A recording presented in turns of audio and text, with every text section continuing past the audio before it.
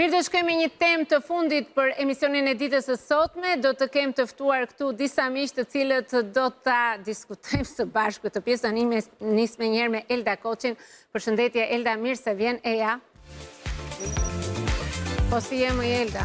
Kush të mërzit ty mi do? Unë të mërzis ty? Jo, absolutisht, jo. Po e kupton që po flasim për festivalin e këngës apo jo? Dhe duhet ta toleronim, patjetër, dhe prandaj toleruam, se ishim futur. Po s'ke toleruar që se ke kohë plot për të folur. Se do të flasim një temë shumë interesante, të lutem zërvend ku mendon ti që je më mirë, afër meje. Ngjitur me mua do Elda, shkoj me Remil Peqini, trajner personal. Përshëndetje Remil, mirë se erdhe sërish. Përshëndetje. Si të kam? Mirë, faleminderit. Mirë ke qenë, mirë se erdhët, kam parë shumë këto kohë nëpër media, ke qenë shumë i ftuar. Mbasëm, thrasin se jam shumë real. Je shumë real. Vazhdojmë Eldrina Karafili, juriste. Përshëndetje Eldrina, mirë se na erdhe. Nuk ke ecur gjatë për të ardhur, besoj. Jo. Ke spritur shkallët, mirë se erdhe në studion time. Klaudia Murate, gazetare. Përshëndetje Klaudia, mirë se vjen. Edhe pjesë e grupit ton të qastit të duhur. Si jeni njerë? Si kaloni? Po që kemë Elda? Shiko, arsyeja pse ne jemi këtu sot është për të folur që femrat beqare janë më të lumtura. Të paktën kjo është tema që ne kemi përgatitur. Pse do thuash ti? Ka një studim që thotë që femrat beqare janë më të lumtura për arsye se ato në zgjedhjen e tyre që kanë bërë, kanë mbështetjen e familjes, e njerëzve që i rrethojnë, ndërkohë që meshkujt beqare kanë më të vështirë këtë pjesë. Tani do thuash pse më ke thirrur mua për femrat beqare? Pyetja. Por të pyetur, është më mirë beqare apo është më mirë e zënë? Unë nuk e di si është beqare, sepse ke të rjetën që je e zënë. Që jam e zënë. Po atë dreqë unaze ku e ke me që je e zënë, se ne tani të themi, tani kjo, sa vjetu bëre që je e zënë, sa të njofun të rjetën ti me je e zënë, me të njëjtin njeri Po je e zënë. s'do të thotë që ti të kesh unazën, që të dukesh që atë njeri e ke. Jam totalisht dakord me këtë pjesë. Që kështu ne kemi zgjedhur që ta kemi lidhjen tonë në këtë lloj forme dhe mendoj se kjo mënyrë jetese të jep paksa dhe atë idenë e beqarisë, sepse duke mos jetuar gjithkohës me të njëjtin njeri, domethënë të bashkjetosh, pra që ti jeni të lidhur, por nuk bashkjetojnë. Nuk bashkjetojnë në të njëjtën shtëpi dhe kjo të jep edhe paksa atë lirinë tënde. Dhe ti në momentet të caktuara mund ta quash veten edhe paksa beqar ose beqare. Interesante kjo. Po, shumë interesante. Po, është interesante sepse sa herë që ti takohesh me atë njeri, nëse nuk u bashketon, të duket sikur e takon përsëri për herë të parë. Sikur je duke bërë dating the same guy, të njëjtin njeri që dalë her pas here. Megjithatë, unë mendoj se ajo që është më e mira është t'jesh beqare në konceptin e të jetuarit, por e lidhur për domosdoshmërinë e jetës. Domosdoshmëri është fjalë e madhe. Megjithatë, ne të le ta ndjekim pak insertin që kemi përgatitur, që dhe ty të hysh pak më tepër në temë dhe do ta vazhdojmë sepse është temë shumë interesante.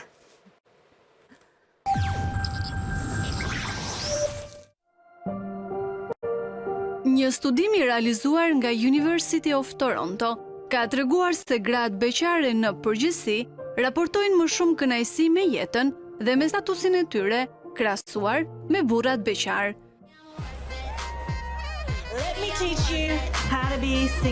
Kjo ndodh për disa arsye të ndërlikuara. Gratë kanë shpesh rrjete shoqërore më të forta, miq, familjar, komunitete që kontribuojnë në ndjenjën e përkatësisë dhe mirëqenies emocionale. Gjithashtu, shumë gra ndihen më të fuqizuara në zgjedhjet e tyre personale dhe kanë më pak presion për t'ju përmbajtur normave tradicionale si martesa apo krijimi i familjes në një moshë të caktuar. Ky zbulim nënvizon se të qenit solo nuk është domosdoshmërisht sinonimi i mungesës së lumturisë. Përkundrazi, për shumë gra, pavarësia dhe mundësia për të ndjekur aspiratat, interesat dhe ritmin e vetë të jetës përkthehen në një ndjenjë më të madhe mirëqenieje. Faktorët që lidhen ngushtë me lumturinë e tyre përfshin lidhjet sociale cilësore, ndjenjën e autonomisë dhe e qëllimit, kujdesin ndaj shëndetit mendor e fizik, si dhe aftësinë për të praktikuar mirënjohjen dhe për të vlerësuar përvojat pozitive të përditshme. Në thelb, studimi tregon se lumturia nuk varet nga statusi civil, por nga cilësia e marrëdhënieve që kemi, përfshirë edhe marrëdhënien me veten.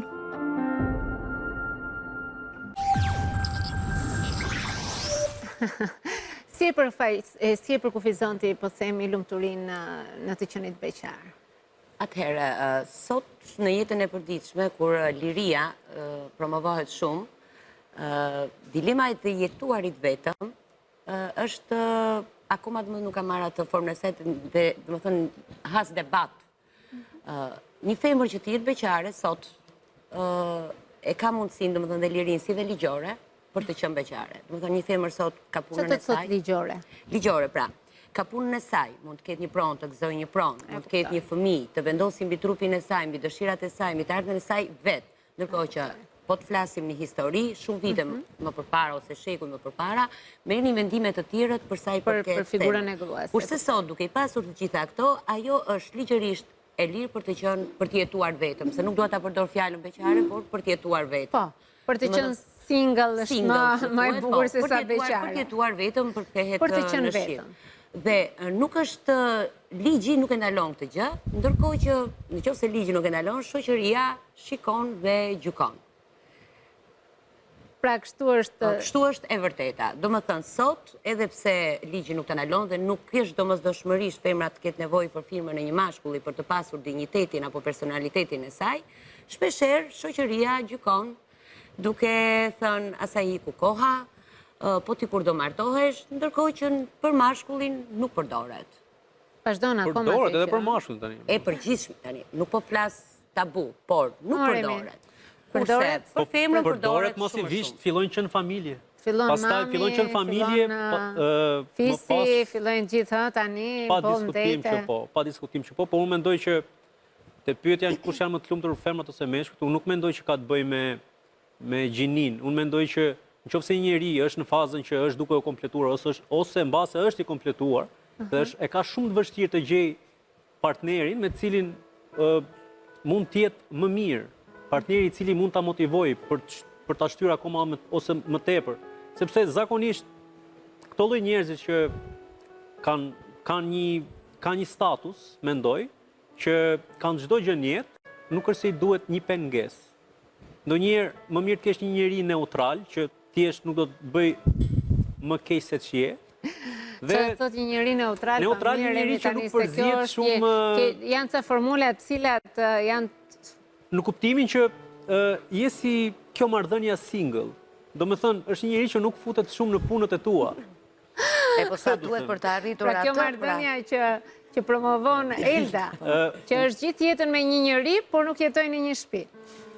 Çdo njeri e gjen lumturinë në mënyrë të ndryshme, e kupton? Po kështu do doje ti të ishte për shembull, un kam pasur një temë që kemi diskutuar këtu që ishte living apart together, pra të jetoni bashk, por të ndarë. Pra të jeni bashk, pushimet bashk, jeni çift, pra ti jesh, por ama e kemi diskutuar këtë gjë? Po unë nuk jam me këtë, Unë mendoj që pa diskutim që më duhet një njeri në jetë që të kaloj gjithë çastet e bukura me atë, por do të jetë një njeri që të jetë i zgjuar, po edhe i maturuar, sepse zgjuarsinë varet se si e përdor ndonjëherë. Mendoj që maturia është ajo që të tregon të mban edhe më të qetë, mendoj. Unë kam gjetë jo këtë lumturinë, kam gjetë këtë paqen me veten time, dhe një njeri kur gjen paqen me veten, pa diskutim që i duhet edhe një njeri tjetër që ka gjetë këtë paqen. Pa nuk është një egoizëm shumë i madh ky të zgjedhësh gjithkohës paqen tënde dhe jo të sakrifikosh apo të po themi të bësh kompromise me dikë tjetër. Nëse më përpara ti e ke bërë këtë gjë dhe nuk ka rezultuar siç duhet, i bie që është kosto e madhe.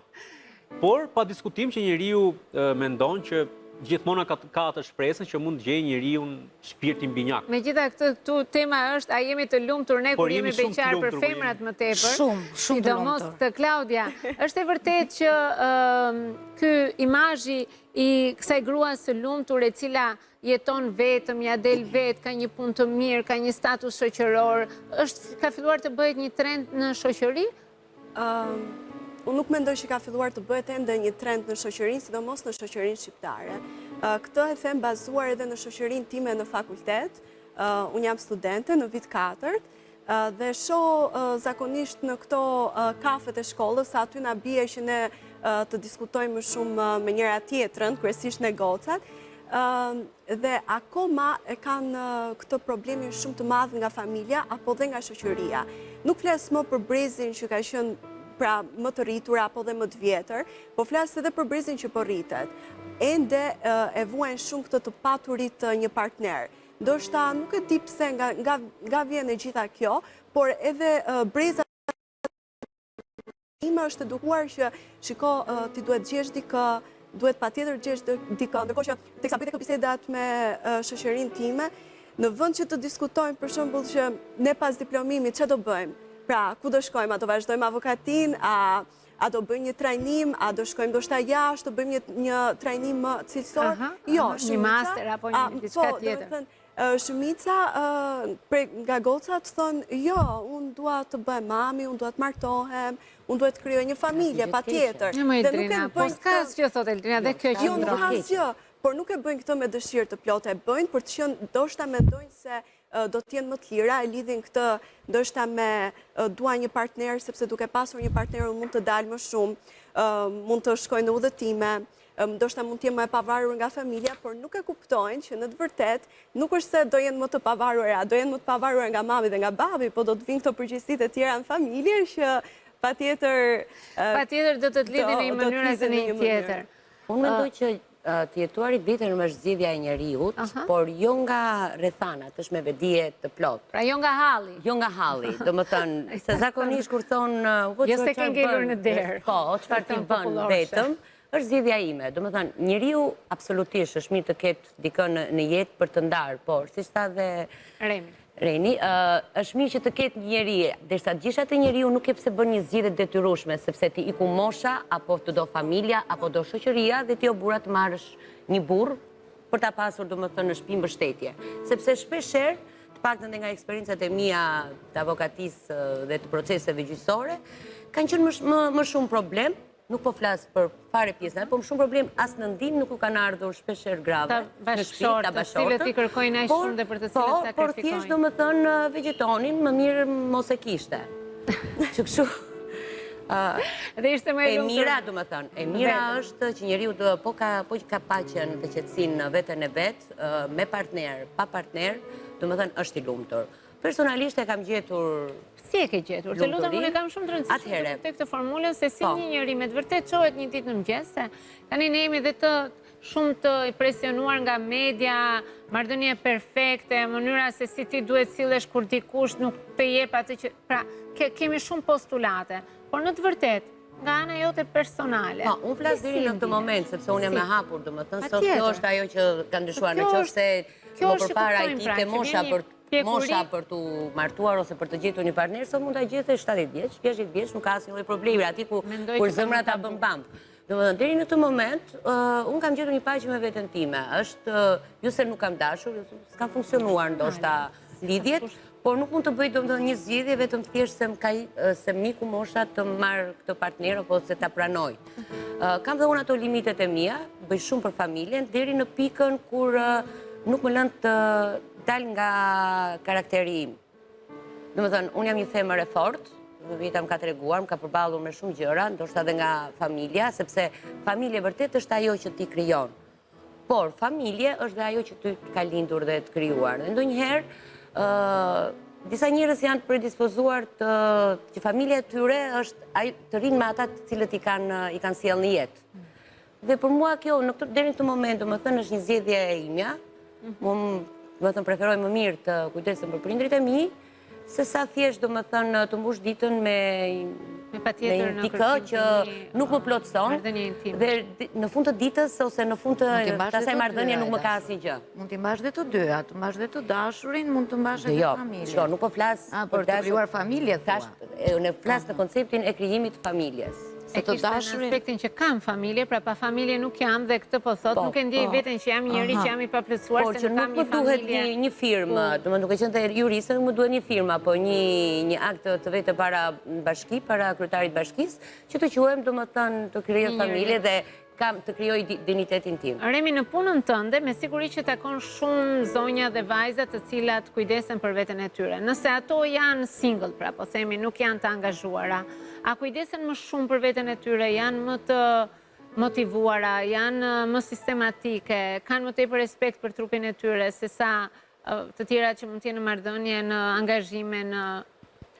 Çfarë shikoj, në krahasim nga vajzat beqare, janë më shumë të përkushtuara në palestër single moms, domethënë ato që janë pas ndarjeve. Dhe kjo është e vërtet, sepse mbase kanë edhe një arsye më tepër për t'u stërvitur. Palestra është vendi ku ti çliron energjitë e këqija. Dhe zakonisht shumica e njerëzve shkojnë palestër nga ndarjet, si meshkujt si femrat. Ashtu, a? Po. Jo, s'jam dakord. Tani unë e di se atje... S'jam dakord. Si, domethënë kur ndahesh, shkon palestër. Shkosh në palestër. Palestra është vendi ku ty të mban shumë ngrohtë pas një ndarje, sepse përkushtohesh më shumë me veten, ke qetësi me veten.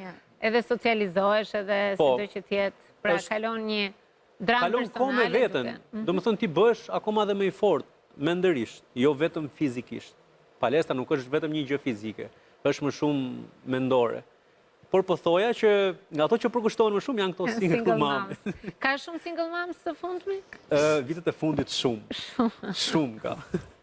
Dhe mbase, po janë te kjo pjesa që e kanë kuptuar që nuk i duhet një partner në krah për të qenë të lumtura, sepse mbase ai po i krijon më shumë probleme ose mbase vinë nga lidhje që... Po pse mos të mendojmë këtë tjetrën ne, që ato vinë aty për të rregulluar trupin e tyre, edhe për të rregulluar, sepse ai bashkëshorti i ka trastuar me dikë që është shumë herë më e mirë se ajo. Po ku e dim ne këtë gjë, pse duhet ta marrim a priori kështu, nuk e se duhet ta marrim kështu. Jo, po kështu e marrim se deri dje, pse nuk shkonte ajo të mbante trupin në rregull, po u nda dhe vajti të rregullohet për të bërë zili atij. Po, sipas ka më shumë kohë, kur është e martuar. Po, kur është e martuar, detyrimisht problemet ndahen me bashkëshortin. Është motivimi, pra, është...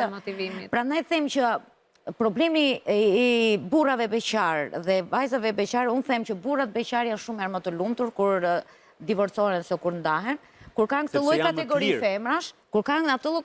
kategori femrash, tani që nuk kujdesen për veten e vet. Dhe detyrimisht, në momentin që ti nuk kujdesen, kur martohesh, nuk kujdesesh për mënyrën... Unë mendoj që është një gabim shumë i madh i meshkujve, në qoftë se ato kujdesen për vete dhe i thon partneres që nuk duhet kujdeset. Madje unë them që duhet jenë... Jo, ato nuk kujdesen për veten e vet. Duhet kujdesen të dy për njëri tjetrin. Po pikërisht pra, por ato nuk kujdesen dhe këta meshkuj që i trajtojnë këto që janë martuar, shkojnë dhe i trajtojnë me vajza që janë shumë herë më të mira. Kam raste pafund tjera që mund të jenë shumë të shumtuara se ato që kanë.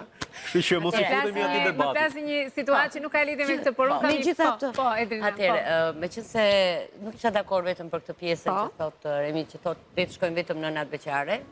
Jo vetëm. Janë shtuar kaq shumë dhe po fokusohen shumë. Unë mendoj, jam një njerëz që jam shumë aktiv dhe jam marrë me sport në mënyrë amatoreske, domethënë gjatë gjithë jetës sime. Pse? Sepse më pëlqen, jam njëri energjik.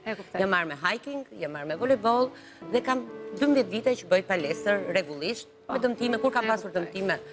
Nuk kam vajtur domethënë palestër e dua sepse dua trupin tim. Po kjo është edukat pastaj që është vetëm në palestër. Unë dua trupin tim. Domethënë, nëse nuk më pëlqen vetja para pasqyrës, le të ma thonë të gjithë. Mos e kthejmë palestrën si një çështje këtu në palestër, domethënë shkojnë të gjithë ata njerëz që kanë një dëshirë për të pasur. Do shkoj tek Elda, e cila e ka kështu, pra ka këtë delirin, po edhe të qenit me dikë tjetër. A ka patur momente në jetën tënde ku ti e lodhur nga kjo? Se u bënte shumë vite, ku ke thënë që ndoshta është momenti për të bërë një ndryshim dhe nuk të ka mjaftuar kjo që ke. Atëherë. A mjaftohet njeriu me atë që ka?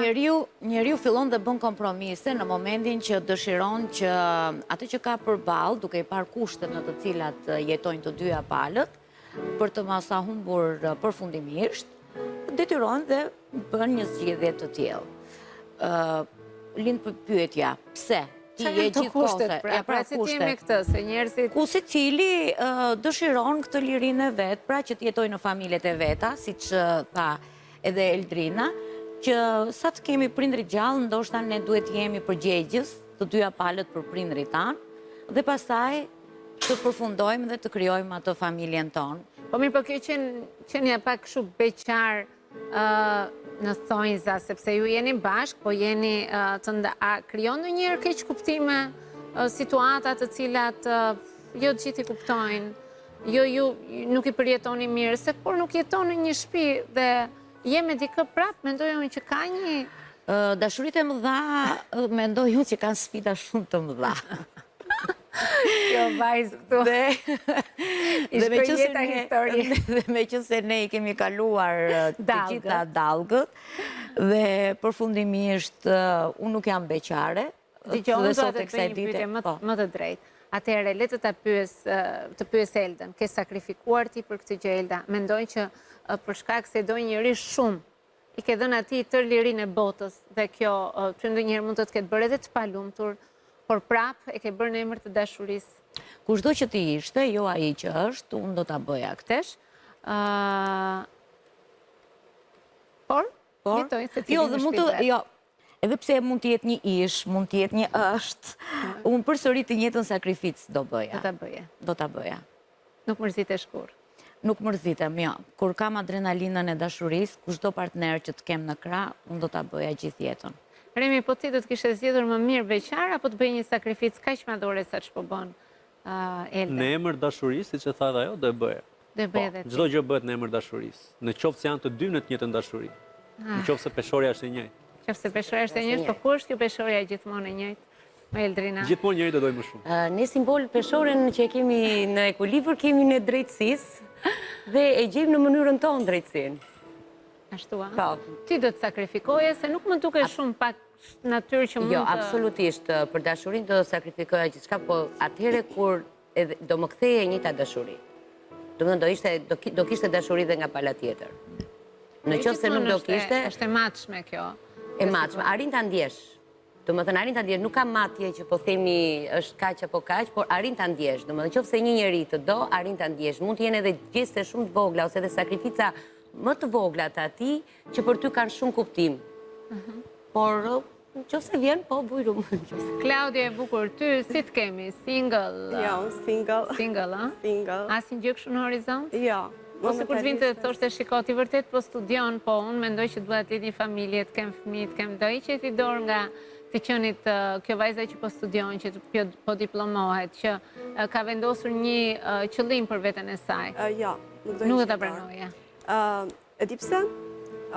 Marr rast nga një mikja ime, nuk do t'ja përmend emrin, e cila ka qenë një ekselente, dhe sot, vetëm për hir të dashurisë, është zgjedhja e saj patjetër, por ajo la shkollën, le studimet, është jashtë. Këtë nuk kemi asnjëri dakord kam përshtypjen. Absolutisht. Këtu do thoya që deri në momentin kur ti je shumë mirë i kompletuar, ke provuar disa gjëra në jetë, atëherë po dhe ja vlen dhe të sakrifikosh për dashurinë, edhe pse në familjet shqiptare përgjithsisht femrat janë shumë vetë sakrifikuese. Është e vërtetë, është e vërtetë. E kemi nga nënat tona të cilat gjithmonë edhe pak vetëm kanë qenë. Diçka, domethënë, sakrificat njeriu në moshën e Klaudiës janë më të lehta për të, jo për të gënjur, po për të sakrifikuar, për mos i menduar mirë. Kurse kur vjen një moshë e më e pjekur, njeriu është më i vetëdijshëm, domethënë, dhe ndryshojnë edhe prioritetet, ndryshojnë edhe lloji sakrificave që duhet bëj. Po e lëm për një moshë që kemi lënë ne,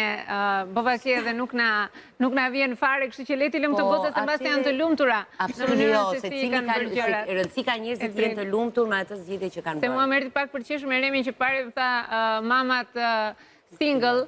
E desha të thosha unë single kam qenë shumë fillim kur u bëra mami, më palestër shkoj kështu që dera marrim me sportivitet. Ju falenderoj shumë që ishit me mua sot, ishte kënaqësi. Faleminderit shumë Sergio edhe për muzikën tënde. Përfundojmë këtu me çasti i duhur për ditën e sotme. Ju falenderoj që na ndoqët. Shihemi sërish nesër.